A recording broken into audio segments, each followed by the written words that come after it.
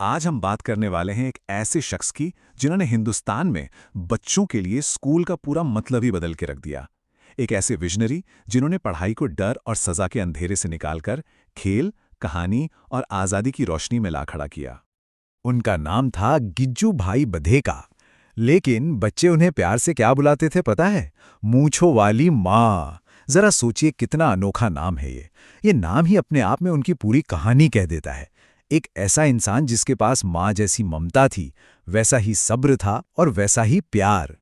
लेकिन सवाल यह है कि गिज्जू भाई को ये रास्ता चुनने की ज़रूरत पड़ी ही क्यों?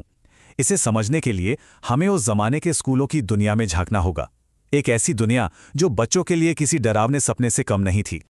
ये देखिए, ये शब्द किसी और के नहीं बल्कि खुद गिज्जू भाई के हैं। इन शब्दों का वजन महसूस कीजिए। वो स्कूलों को बाल कत्ल खाने कह रहे थे।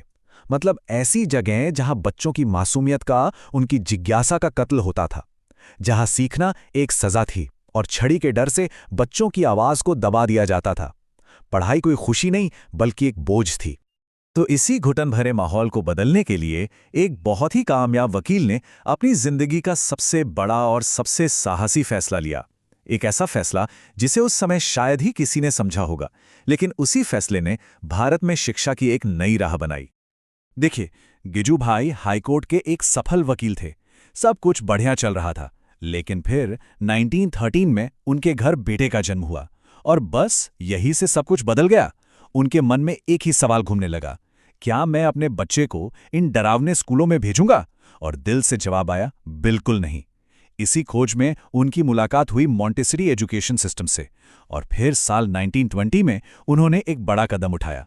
अपना जमा जमाया वकालत का करियर छोड़ा और बच्चों के लिए एक मंदिर बनाया, बाल मंदिर। अब ये जो बाल मंदिर था, ये कोई आम स्कूल नहीं था। ये तो गिज्जू भाई की एक लैब थी। एक ऐसी जगह जहां शिक्षा के साथ नए नए प्रयोग किए जा रहे थे, जहां हर एक चीज सिर्फ और सिर्फ बच्चे को केंद्र में रखकर बनाई गई थी। इस मंदिर का एक ही मूल मंत्र था, बाल देवो भव, यानी बच्चा भगवान का रूप है, उसका सम्मान करो। बाल मंदिर में डर, डांट या सजा के लिए बिल्कुल कोई जगह नहीं थी। यहाँ सिखाने का तरीका था कहानियाँ, खेलकूद और बच्चों की अपनी कल्पना शक्ति को पूरी आज़ादी देना। ये उस जमाने के हिसाब से एक बहुत ही क्रांतिकारी सोच थी। गिज्जू भाई एक बात बहुत अच्छी तरह जानते थे कि बच्चों को लेक्चर या उपदेश बिल्कुल पसंद नहीं होते। इसीलिए उन्होंने कहानियों को अपना सबसे बड़ा हथियार बनाया। वो मानते थे कि कहानियों के जरिए बड़ी से बड़ी बात भी बिना कुछ कहे, बिना सिखाए सीधे बच्चों के दिल तक पहुंचाई जा सकती है। चलिए इसका एक छोटा सा उदाहरण देखते हैं। उनकी एक बहुत मशहूर कहानी है आनंदी काकड़ा, यानी कि एक खुशमिजाज कौवा। तो होता यह है कि एक राजा एक हमेशा खुश रहने वाले कौवे से बहुत चिढ़ जाता है।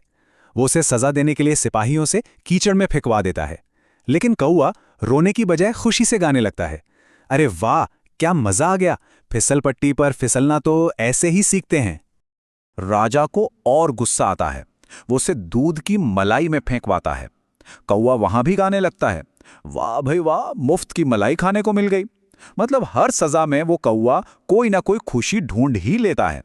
आखिर में राजा थक हार कर उसे आजाद कर देता है। अब देखिए, कहानी खत्म हो गई, पर बिना एक भी उपदेश दिए बच्चों ने ये सीख लिया कि असली आजादी तो हमारी सोच में होती है। गिज्जू भाई का काम सिर्फ एक स्कूल तक ही सीमित नहीं रहा। उन्होंने तो शिक्षा की एक ऐसी मशाल जलाई थी जिसकी रोशनी आज भी हमारा रास्ता रोशन कर रही है।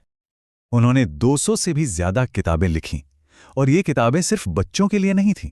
इन्होंने माता-पिता और टीचर्स को भी एक नई सोच थी, एक नया नजरिया दिया कि बच्चों को असल में कैसे समझा जाए, कैसे सिखाया जाए। इन सभी किताबों में उनकी सबसे जरूरी किताब है दिवा स्वप्न, जिसका मतलब है दिन में देखा गया सपना। ये किताब सिर्फ एक सपना नहीं है, बल्कि उनके सारे प्रयोगों का एक जीता जागता सबूत है। ये आज भी हर उस टीचर के लिए एक गाइड बुक की तरह है जो अपनी क्लास को बच्चों के लिए एक खुशनुमा जगह बनाना चाहता है। सोचिए, लगभग 100 साल पहले गिज्जू भाई ने जिस प्यार और आनंद से भरी चाइल्ड सेंट्रिक एजुकेशन की बात की थी, उसकी ज़रूरत आज शायद पहले से कहीं ज़्यादा है। उनका काम हमें बार बार याद दिलाता है कि शिक्षा का असली मकसद बच्चों के मन में डर भरना नहीं, बल्कि उनकी जिज्ञासा को, उनकी क्रिएटिविटी को पंख देना है। तो सवाल यही उठता है कि गिज्जू भाई का वो दिवा स्वप्न आज हमारे एजुकेशन सिस्टम को क्या सिखा सकता है? क्या हम आज के स्कूलों में बच्चों को वो सम्मान और वो आज़ादी दे पा रहे हैं जिसका सपना उस मूंछों वाली माँ ने देखा था? इस पर सोचना बहुत ज़रूरी है।